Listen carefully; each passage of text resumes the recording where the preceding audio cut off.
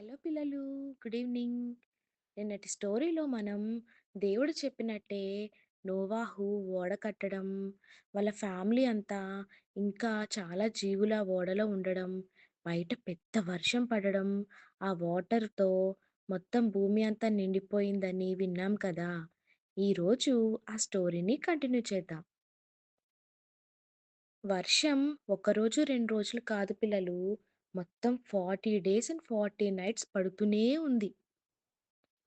అన్ని డేస్ వర్షం అంటే భూమి అంతా ఫుల్ వాటర్‌తో నిండిపోతుంది కదా! సో, మొత్తం మునిగిపోయింది. హౌసెస్ అన్నీ మునిగిపోయాయి. పెద్ద పెద్ద చెట్లు మునిగిపోయాయి. మనుషులందరూ ఆ వాటర్‌లో మునిగి చనిపోయారు. వర్షం తగ్గింది. నీరు కొంచెం కొంచెంగా తగ్గుతున్నప్పుడు ఆ ఓడ తేలుకుంటూ అరారాతు పర్వతంపై నిలిచింది.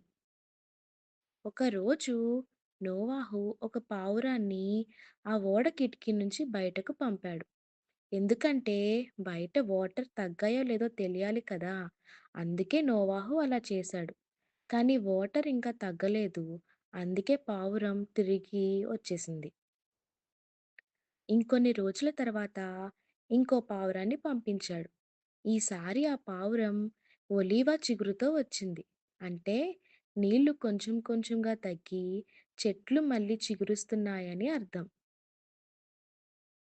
మూడవసారి మళ్ళీ పావురాన్ని పంపించాడు. ఈసారి ఆ పావురం తిరిగి రాలేదు. అంటే వాటర్ అంతా తగ్గిపోయి చెట్లు బాగా పెద్దవి అయ్యి అంతా బాగుంది అని అర్థమైంది నోవాహుకి. నోవాహు నౌక బయటకు వచ్చాడు. యానిమల్స్, బర్డ్స్ ప్రతి జీవులు కూడా బయటకు వచ్చి బర్డ్స్ ఏమో ఆకాశంలో హాయిగా ఎగురుతున్నాయి. నోవాహు అతని కుటుంబం కొత్త లైఫ్‌ని స్టార్ట్ చేశారు. ఎందుకంటే ఇంకా ఇప్పుడు ఈ ప్రపంచంలో నోవాహు కుటుంబం తప్ప ఇంక ఎవ్వరూ లేరు కదా!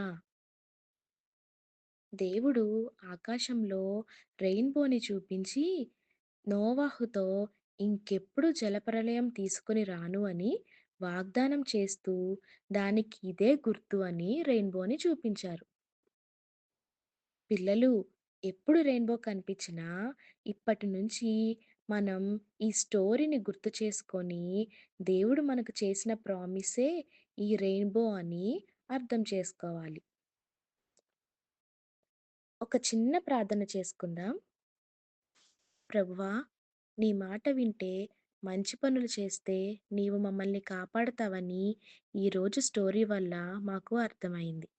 మేము కూడా నోవాహులా నీ మాట వినే మనసును ఇవ్వండి.